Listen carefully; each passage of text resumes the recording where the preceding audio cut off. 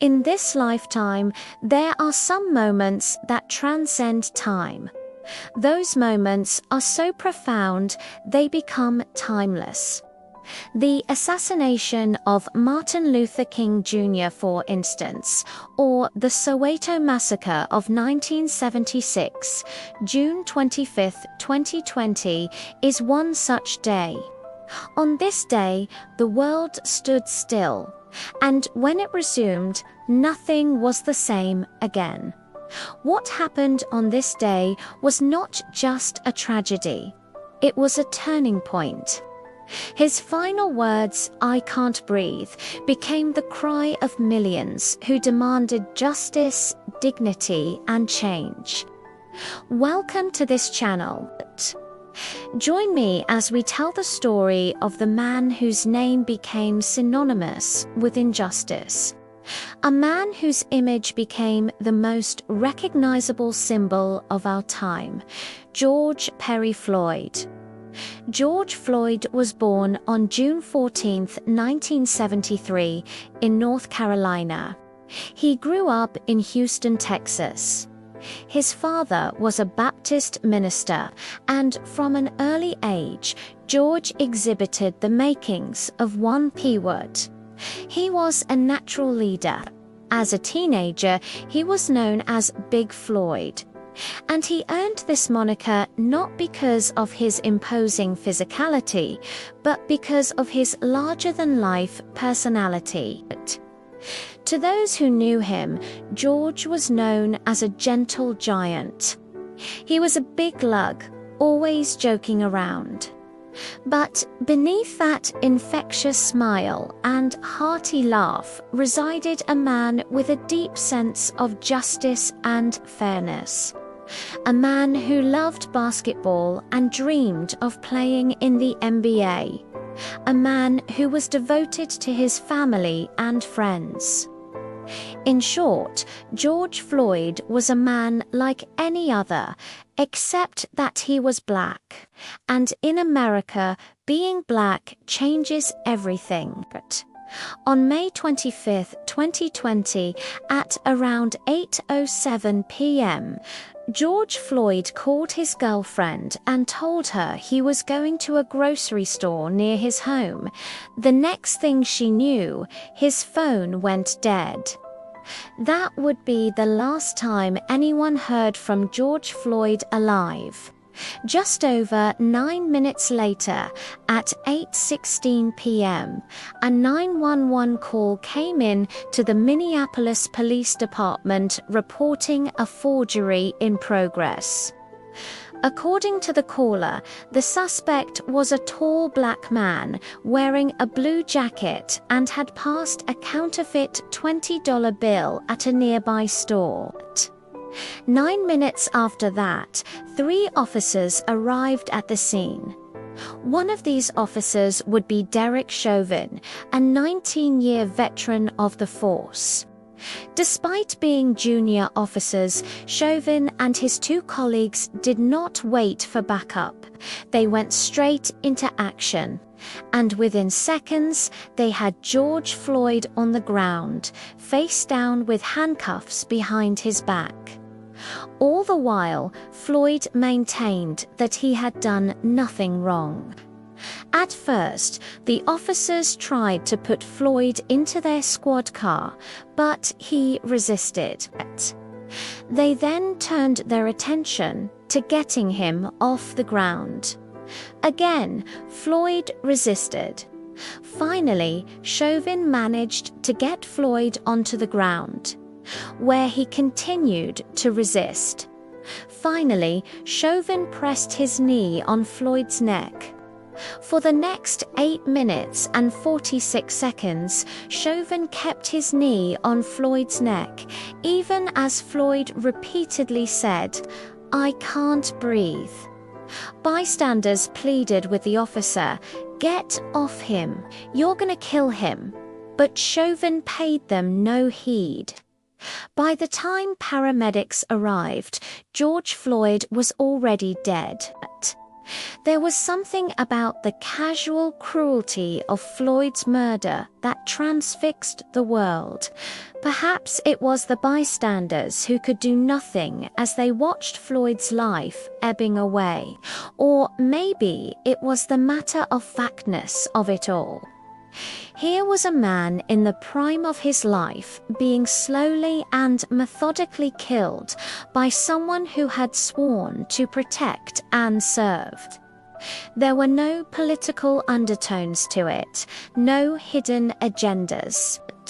It was just pure evil. News of Floyd's death spread like wildfire, and soon enough, people across the United States were pouring out into the streets. In Minneapolis, thousands marched on the streets chanting, "No justice, no peace." Similar scenes were replicated across the country and, soon enough, across the world. People of all colors and creeds united in their grief, united in their anger, and united in their determination to bring about change. In Washington, D.C., people took to the streets despite a curfew. In London, England, thousands marched on the streets carrying placards that read, "Black Lives Matter," and "Say his name, George Floyd." In Paris, France, protesters gathered outside the US Embassy, and in Accra, Ghana, thousands marched through the principal streets of the city. Never before had we seen anything like it.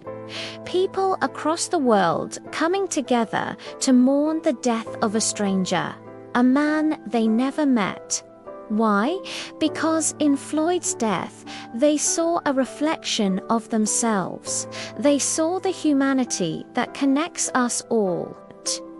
At its core, the global uprising against Floyd's death was a protest against state-sponsored violence.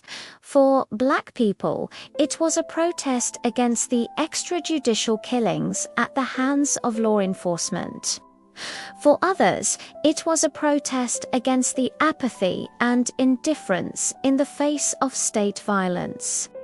Floyd's death was a culmination of centuries of systemic racism, and without understanding this, we cannot truly understand the depth of the outrage. From the days of slavery to Jim Crow, from redlining to mass incarceration, Black people have been subjected to state violence in America, and Floyd's death was just the latest iteration of this violence. The difference this time was that the world was watching, and this changes things.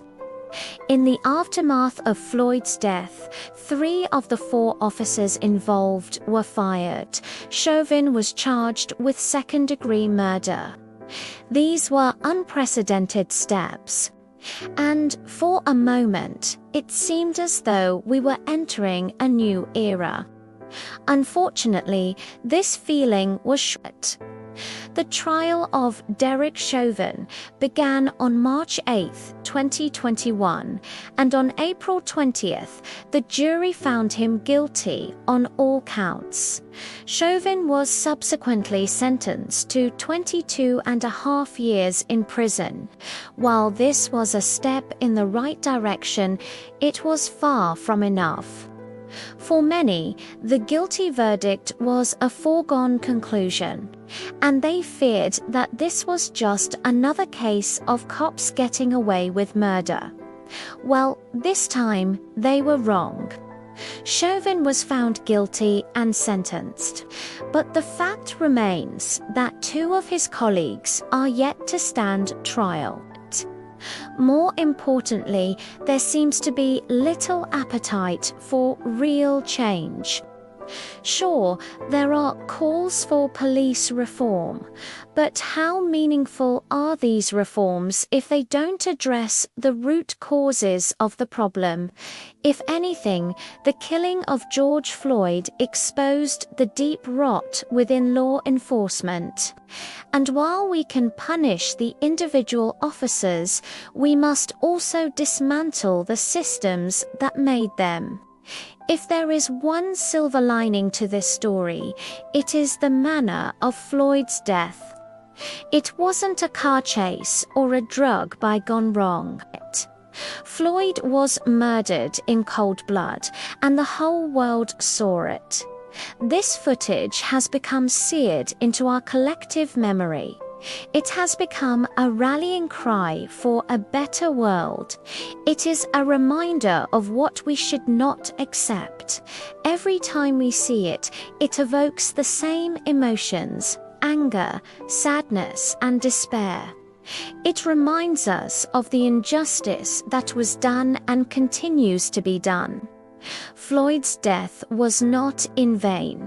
It shook the world and forced us to confront the uncomfortable truths about ourselves. It challenged the status quo and forced us to think about a different future. It was a wake-up call, and we must not ignore it. Today, the world remembers George Floyd. We remember him not just as a victim, but as a hero. A hero because he showed us the true meaning of courage. A hero because he showed us the true meaning of perseverance. And a hero because he showed us the true meaning of humanity. Today, we say his name with pride. We say it not just as a mantra, but as a call to action. When we say his name, we are reminded of what we must do. When we say his name, we are reminded of the change we must bring. When we say his name, we are reminded of the world we must build.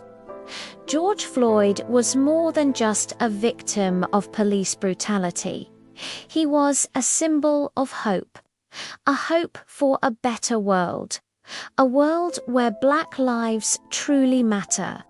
A world where justice and equality prevail.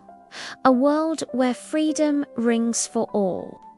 As we conclude this video, we ask you to join us in saying his name. Join us in saying George Floyd.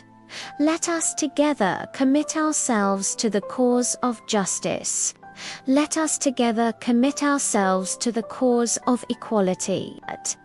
Let us together commit ourselves to the cause of freedom. Thank you for watching this video. If you liked it, please give it a thumbs up. Also, make sure to subscribe for more insightful videos like this. Thanks once again for watching. We'll see you next time.